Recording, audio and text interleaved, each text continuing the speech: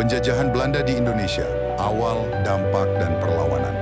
Indonesia, sebuah kepulauan yang kaya akan rempah-rempah dan budaya yang beragam, telah menarik perhatian banyak bangsa Eropa pada abad ke-16. Salah satu bangsa tersebut adalah Belanda, yang akhirnya mendominasi dan menjajah Indonesia selama lebih dari 3 abad. Penjajahan ini meninggalkan dampak yang sangat besar pada berbagai aspek kehidupan masyarakat Indonesia, dari ekonomi, sosial, pendidikan, hingga politik. Artikel ini akan membahas secara mendalam kapan Belanda pertama kali menjajah Indonesia, bagaimana proses penjajahan tersebut berlangsung, serta dampaknya yang luas bagi rakyat Indonesia. 1. Kapan Belanda pertama kali menjajah Indonesia? Belanda pertama kali tiba di Indonesia pada tahun 1596 dengan ekspedisi yang dipimpin oleh Cornelis de Houtman dan Jacob van Eyck yang berlabuh di Banten, Jawa Barat. Ekspedisi ini bertujuan untuk menemukan jalur perdagangan langsung ke Asia dan menghindari perantara Portugis.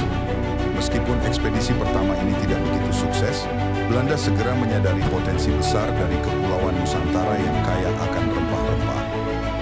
Pada tahun 1602, Belanda mendirikan Verenigde Oost-Indische Compagnie, Chaka VOC, atau Perusahaan Hindia Timur Belanda, yang diberikan hak monopoli untuk berdagang dan kekuasaan politik oleh pemerintah Belanda. VOC mendirikan pos-pos perdagangan dan benteng di berbagai tempat di Nusantara, termasuk Batavia, sekarang Jakarta, yang menjadi pusat administratif mereka. Dengan kekuatan militer dan aliansi strategis, VOC mulai menguasai berbagai wilayah dan mengendalikan perdagangan rempah-rempah di Nusantara.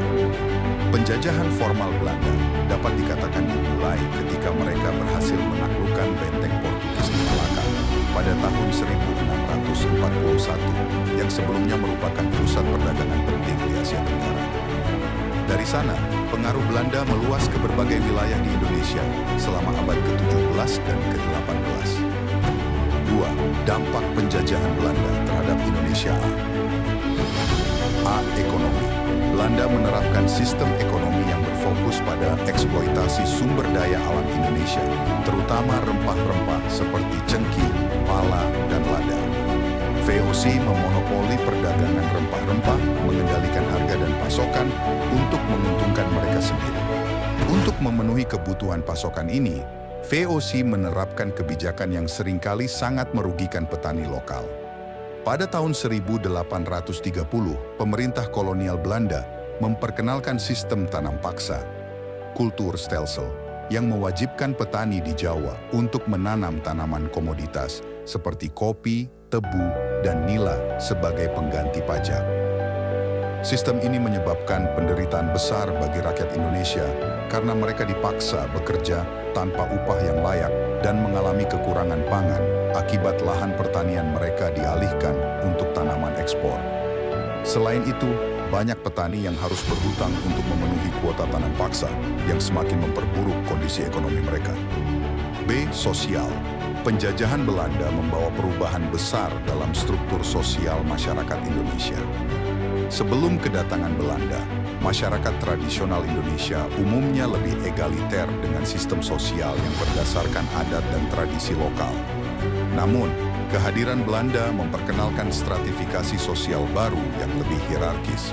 Orang-orang Eropa dan elit lokal yang bekerja sama dengan penjajah ditempatkan di puncak struktur sosial, sementara rakyat biasa dan pekerja berada di lapisan bawah. Sistem ini menyebabkan ketidakadilan sosial yang semakin memperburuk kondisi kehidupan rakyat Indonesia.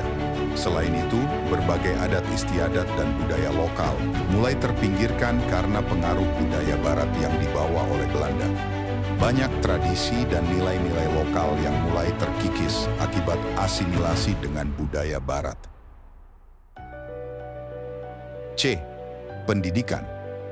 Salah satu dampak positif dari penjajahan Belanda adalah diperkenalkannya sistem pendidikan Barat. Sekolah-sekolah didirikan oleh pemerintah kolonial untuk mendidik anak-anak elit lokal dan beberapa anak dari kalangan biasa. Sekolah-sekolah ini awalnya lebih fokus pada pendidikan dasar dan keterampilan administrasi untuk mendukung birokrasi kolonial. Pada awal abad ke-20, pemerintah kolonial mulai membuka akses pendidikan yang lebih luas dengan mendirikan sekolah-sekolah yang lebih inklusif, meskipun masih terbatas. Pendidikan ini menjadi dasar bagi perkembangan intelektual dan gerakan nasionalis di Indonesia. Banyak tokoh pergerakan nasionalis seperti Soekarno, Hatta, dan Sultan Syahrir yang mendapatkan pendidikan di sekolah-sekolah Belanda. D. Politik. Penjajahan Belanda membawa perubahan besar dalam struktur politik di Indonesia. Banyak kerajaan-kerajaan lokal yang sebelumnya berdaulat menjadi daerah-daerah taklukan Belanda. Pemerintahan kolonial Belanda menerapkan sistem administrasi yang sentralistik, mengurangi kekuasaan para raja dan penguasa lokal. Kekuasaan politik diambil alih oleh pejabat-pejabat kolonial yang ditempatkan di berbagai daerah. Untuk memperkuat cengkeraman mereka, Belanda juga menggunakan kebijakan divide et impera, politik pecah belah, yang memanfaatkan perbedaan etnis, agama, dan budaya untuk melemahkan perlawanan terhadap kekuasaan kolonial. Strategi ini berhasil memecah belah persatuan di antara berbagai suku dan kerajaan di Nusantara, sehingga mempermudah Belanda dalam menguasai wilayah yang luas ini. E. Perlawanan dan nasionalisme. Penjajahan Belanda juga memicu berbagai bentuk perlawanan dan gerakan nasionalisme. Perlawanan terhadap Belanda terjadi hampir di seluruh wilayah Nusantara, dengan berbagai bentuk dan intensitas. Beberapa tokoh perlawanan terkenal seperti Pangeran Diponegoro di Jawa, Sultan Hasanuddin di Sulawesi Selatan, dan Cut Nyak Dien di Aceh, menjadi simbol perlawanan terhadap penjajah. Pada awal abad ke-20, gerakan nasionalis mulai tumbuh dengan didirikannya organisasi-organisasi seperti Budi Utomo, 1908, Sarekat Islam, 1912, dan Indische Partij, 1912.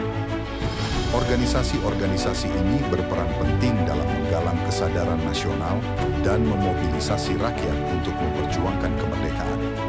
Gerakan nasionalis ini semakin menguat setelah Perang Dunia II yang akhirnya mengarah pada proklamasi kemerdekaan Indonesia pada 17 Agustus 1945. Kesimpulan, penjajahan Belanda di Indonesia dimulai pada akhir abad ke-16 dengan kedatangan Cornelis de Houtman dan mencapai puncaknya dengan pendirian VOC pada tahun 1602. Dampak penjajahan Belanda sangat besar dan beragam, meliputi aspek ekonomi, sosial, pendidikan, politik, serta memicu perlawanan dan gerakan nasionalisme. Eksploitasi ekonomi dan sistem tanam paksa menyebabkan penderitaan besar bagi rakyat Indonesia. Sementara stratifikasi sosial yang diperkenalkan Belanda menciptakan ketidakadilan sosial. Namun, penjajahan Belanda juga membawa beberapa dampak positif, seperti pendidikan Barat, yang menjadi dasar bagi perkembangan intelektual dan gerakan nasionalis. Perlawanan yang terus berlanjut akhirnya berhasil mencapai puncaknya dengan proklamasi kemerdekaan Indonesia pada tahun 1945, mengakhiri lebih dari 3 abad penjajahan Belanda.